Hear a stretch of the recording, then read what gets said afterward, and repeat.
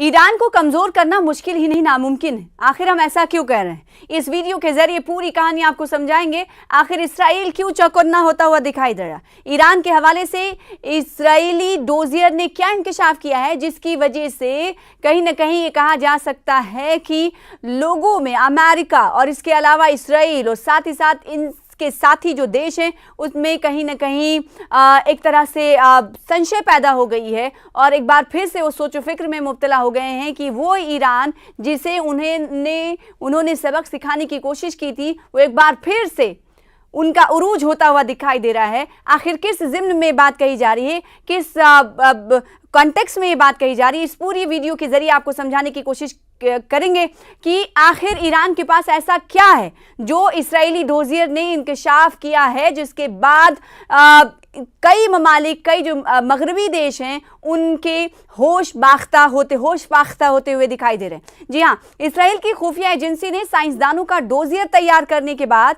इन्हें मारने के ऑपरेशन की शुरुआत कर दी है। अब ऐसा हुआ क्यों? हुआ ये कि इसराइल ने एक डोजियर दिया है। एक डोजियर में इंकशाफ हुआ है कि ईरान के पास 85 से ज्यादा न्यूक्लियाई साइंसदान मौजूद हैं। न्यूक्लियर साइंसदान मौजूद है, इसका मतलब आप अंदाजा लगा सकते हैं वो न्यूक्लियर साइंसदान जो पिछले दिनों हमने देखा था कि उन्हें मारा गया था। पूरे ईरान में हमने देखा था कि गम और गुस्से का इजहार किया जा रहा था और इस ऑपरेशन हैमर में उनकी मौत हुई थी। और वो न्यूक्लियर साइंसदान जो यूरेनियम की अफजूदगी में और जो अलग अलग सैन्य ठिकाने हैं ईरान के, उन्हें खड़ा करने में इन्होंने कलीदी किरदार निभाया है। तो इनकी तादाद कम नहीं हो रही है। यानी ईरान ये कह रहा है, ये दिखा रहा है कि कई को अगर आप 6 को मारोगे तो हमारे 16 साइंसदान और तैयार रहेंगे। ये इससे अंदाजा लगाया जा सकता है। और ये डोजियर कौन दे रहा है? इसराइल ने एक डोजियर में पर्दाफाश किया, इंकशाफ किया है कि ईरान के पास अभी मौजूद है 85 से ज़्यादा न्यूक्लियाई साइंसदान जो कि कहीं ना कहीं खतरे की घंटी के तौर पर मगरबी ममालिक इसे देख रहे हैं। और ना सिर्फ खतरे की घंटी की तरह देख रहे हैं बल्कि इस हवाले से उन्होंने कदम भी उठाने शुरू कर दिए। इसराइल की खुफिया एजेंसी ने साइंसदानों का डोजियर तैयार करने के बाद उन्हें मारने के ऑपरेशन की भी शुरुआत कर दी है। बेशतर साइंसदानों को या तो घर में या सड़क पर मारने का मंसूबा बनाया गया है। ईरान के लिए 2025 कई मामलों में परेशान करने वाला साल रहा है। जैसे कि आपको मालूम है, एक तरफ जहां रवां साल उनकी 3 प्रॉक्सी तंजीमें हमास, हिजबुल्लाह और होसी बुरी तरह कमज़ोर हुए, वहीं दूसरी तरफ उनके 14 न्यूक्लियाई साइंसदान मुख्तलिफ मौके पर हमलों में मारे गए। ईरान की ये सभी 14 साइंसदानों को खुफिया एजेंसी मोसाद ने ऑपरेशन नारनिया के तहत मारा था और ऑपरेशन हैमर भी चला था जो 3 से 4 ठिकानों को तबाह करने की बात अमेरिका की तरफ से कही गई थी। लेकिन ईरान ने इस पर कहा था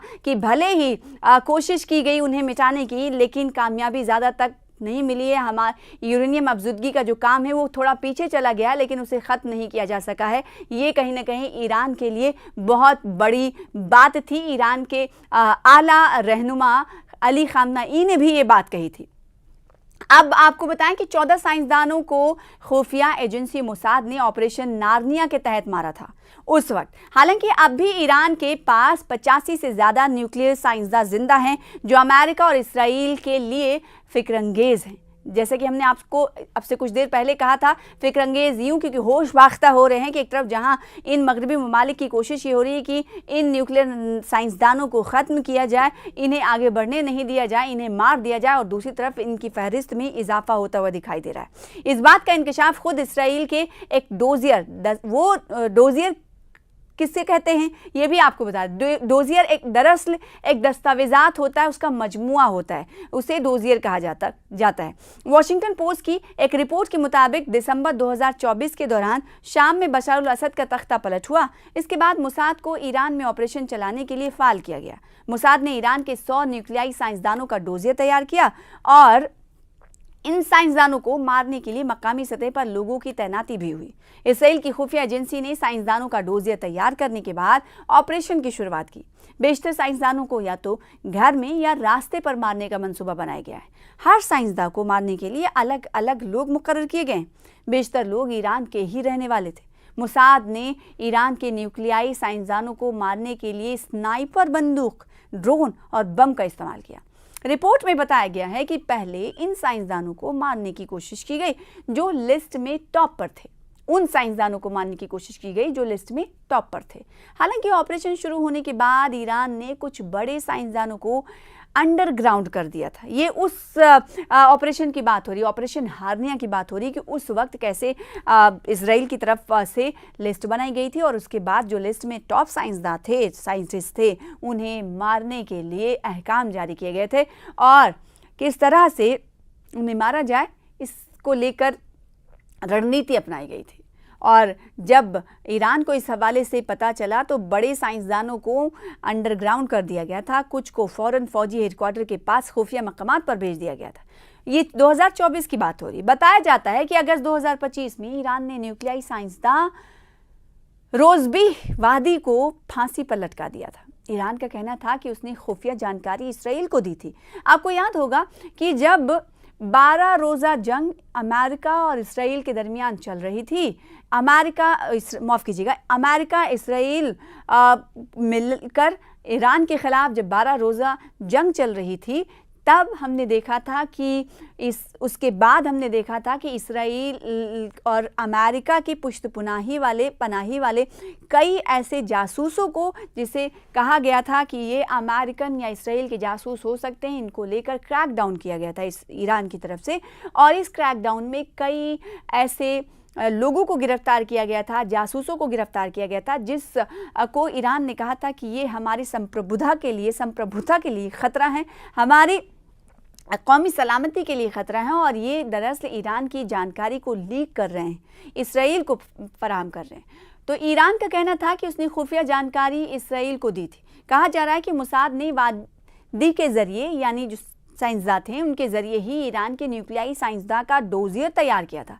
कहते हैं कि अब घर का भेद ही लंका ढाता है और यही कहीं ना कहीं ईरान और अमेरिका और इसराइल के दरमियान जब जंग चल रहा था, 12 रोज़ा जंग चल रही थी ईरान के ख़िलाफ़, जिसकी मदद अमेरिका भी कर रहा था इसराइल के साथ मिलकर, तो उस वक्त डोजियर तैयार था और न्यूक्लियाई साइंसदानों के बारे में जानकारी हासिल करने के लिए मोसाद के अंडरकवर एजेंट तकरीबन 10 साल से तेहरान में फाल थे।